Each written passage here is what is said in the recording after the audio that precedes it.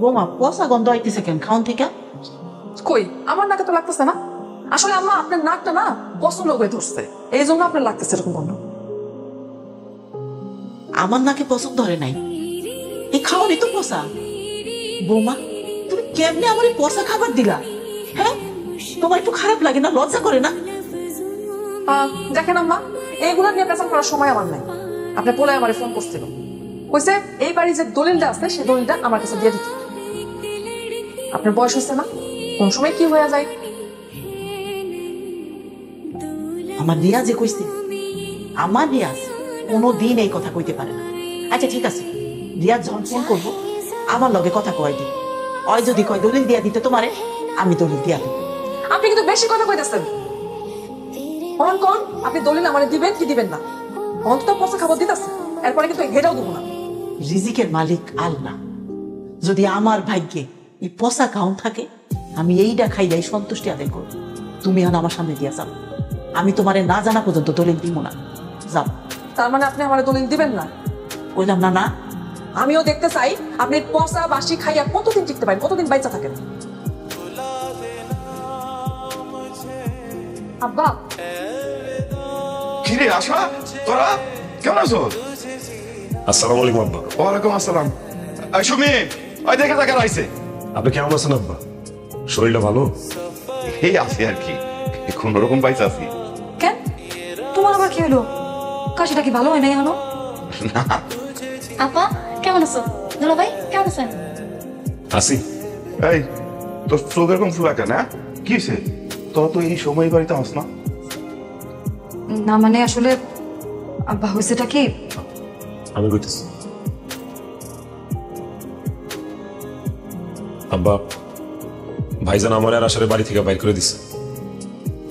কেন বাড়ি থেকে বাইরে দিচ্ছে কেন? কি অপরাধ করছো? অপরাধ কি জানি না, কিন্তু ওই বাড়ি তো আসলে আমার না, বাড়ি তো ভাইজান।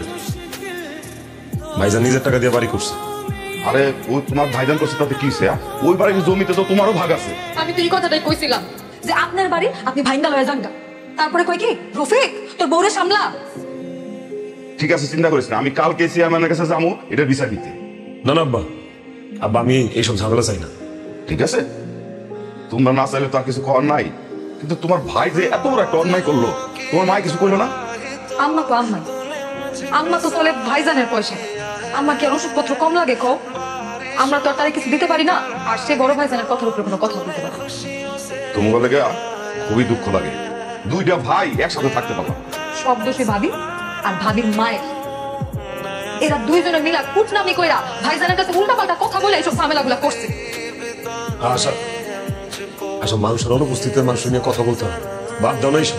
দেখছেন আব্বা, দেখছেন তার ভাইজান তার বাড়ি থেকে বাইর করে দিচ্ছে, আর সে এখনো তার ভাইজানের কথাই কইতাছে। কারণ আমি আমার ভাইরে চিনি, আমার ভাই আসলে এরকম না, এবং আমি এটাও জানি একদিন না একদিন আমার ভাইয়ের ভুল ভাঙবে। বাবা আশার কথা কিছু মনে করো না, পোলাপান মানুষ তো বুঝতে পারে না। আপনার খাবারটা খাইয়া কলপারে কিছু বাসন কুসন রাখছি, সেগুলো মাইজে দিয়ে আমার মায়ের সাথে কয়ে বেড়ায় না যে আপনি কাম না করলে আমি আপনার ভাত দিই না। আমি মাইশিরে কিছু কই না, আমার যা কনের না ওইটা আমি আল্লাহরে করি। ওমা গোমা, আপনি আমার অভিশাপ দিতেছেন? অবশ্য দেন, আমি এগুলো বিশ্বাস করি না। আমি বিশ্বাস করি দেখা যাক দুনিয়াটা।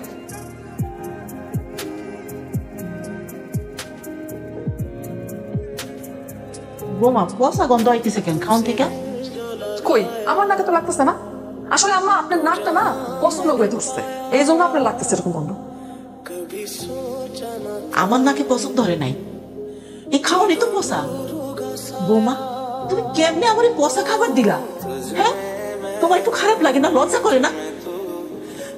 দেখেন আম্মা, এইগুলা নিয়ে পেছাল করার সময় আমার নাই। আপনার পোলায় আমার ফোন করছিল, কইছে এই বাড়ি যে দলিলটা আছে সেই দলিলটা আমার কাছে দিয়ে দিতে। আপনার বয়স হচ্ছে না, কোন সময় কি হয়ে যায়। আমার রিয়াজ যে কইছে, আমার রিয়াজ কোনোদিন এই কথা কইতে পারে না। আচ্ছা ঠিক আছে, রিয়াজ যখন ফোন করবো আমার লগে কথা কয় দিব, ওই যদি কয় দলিল দিয়া দিতে তোমারে, আমি দলিল দিয়া দেব। আপনি কিন্তু বেশি কথা কইতেছেন। কোন আপনি দলিল আমারে দিবেন কি দিবেন না? অন্তত পয়সা খাবার দিতেছে, এরপরে কিন্তু হেটাও দেবো না। রিজিকের মালিক আল্লাহ, যদি আমার ভাগ্যে এই পচা খাউন থাকে, আমি এইটা খাইয়াই সন্তুষ্টি আদায় করব। তুমি এখন আমার সামনে দিয়া যাও, আমি তোমারে না জানা পর্যন্ত দলিল দিব না। যাও। তার মানে আপনি আমার দলিল দিবেন না? বললাম না না। আমিও দেখতে চাই আপনি পচা বাসি খাইয়া কতদিন টিকতে পারেন, কতদিন বাইচা থাকেন। নাও, এটা বন্ধক রেখা তুমি ঋণ নিবা। এটা কিসের দলিল আব্বা? এই বাড়ির দলিল। কি কইতেছেন? না না, আমি আমি এটা নিতে পারবো না। কি জন্য নিতে বাবা? এই বাড়িতে সুমি আর আশা দুইজনেরই সমান ভাগ আছে। সেটা আমি বুঝাই দিতেছি। শোনো, আমি তোমারে শুধু এই বাড়ির দলিল দিতেছি না, সুমির দায়িত্ব আমি তোমার দিতেছি। আমি জানি তুমি একদিন সফল হবে, আর যদি সফল নাও হও সুমিরে তুমি কখন ফলাই দিবা। তবুও আব্বা, সুমির কাছ থেকে আমার অনুমতি নিতে হবে।